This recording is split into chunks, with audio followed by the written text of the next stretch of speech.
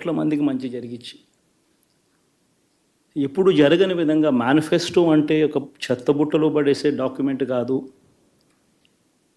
ఒక మేనిఫెస్టో అంటే ఒక బైబిల్ అని, ఒక ఖురాన్ అని, ఒక భగవద్గీత అని మొట్టమొదటి రోజు నుంచి కూడా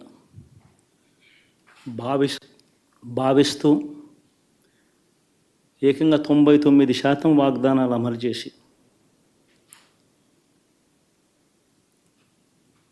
అంతే చిత్తశుద్ధితో ఆ మేనిఫెస్టోను కూడా అక్క చెల్లెమ్మల ఇంట్లోకి తీసుకొని వెళ్ళి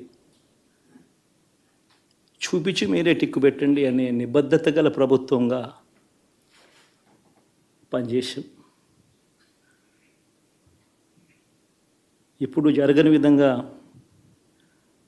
పిల్లల చదువులు పేదరికం పోవాలి అని అంటే పిల్లల చదువులకు క్వాలిటీ ఎడ్యుకేషన్ అవసరం అని మొట్టమొదటిసారిగా ఇంగ్లీష్ మీడియంను వ్యతిరేకిస్తున్న వాళ్ళందరూ పెత్తందారులతో యుద్ధం చేసి సైతం పిల్లలకి ఇంగ్లీష్ మీడియం తీసుకొని రావడమే కాకుండా టోఫుల్ ఐబీ లాంటి కళలు కూడా కలం ఆ పేద పిల్లలకు అండగా నిలబడాలని, తోడుగా ఉండాలని, వారి చరిత్రలు మార్చాలని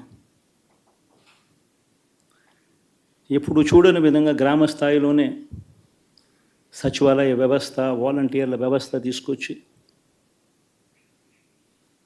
ప్రతి ఇంటికి సేవను అందించే కార్యక్రమం చేశాం. వివక్ష లేకుండా,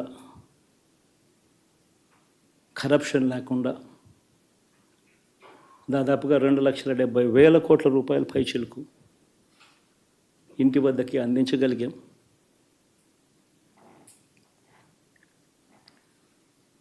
ఇప్పుడు చూడని మార్పులు తీసుకురావడమే కాకుండా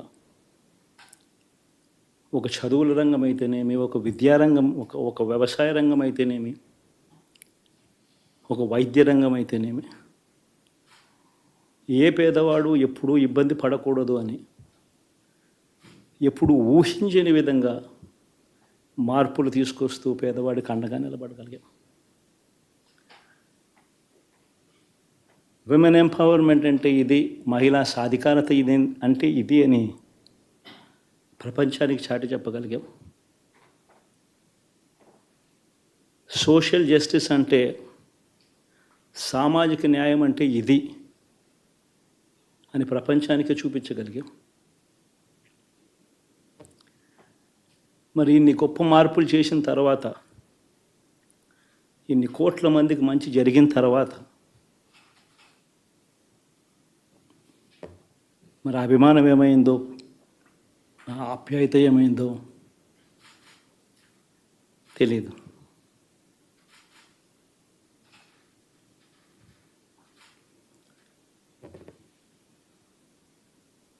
ఎవరో మోసం చేశారు, ఎవరో అన్యాయం చేశారు అని చెప్పి అనొచ్చు, కానీ ఆధారాలు లేవు.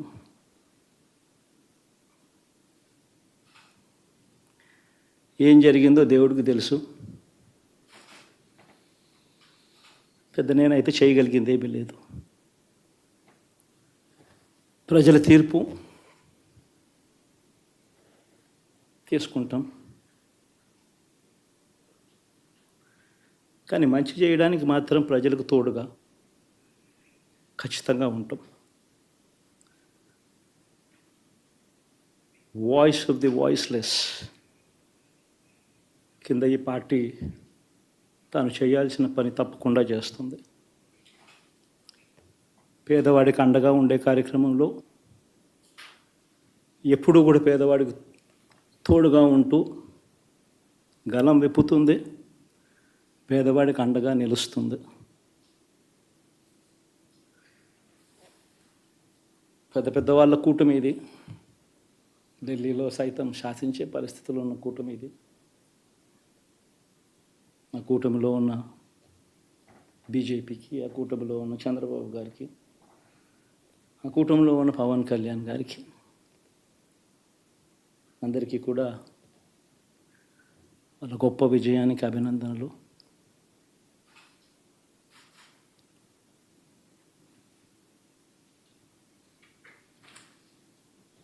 ఓడిపోయినా కూడా నా ప్రతి కష్టంలో కూడా తోడుగా అండగా నిలబడిన ప్రతి నాయకుడికి, ప్రతి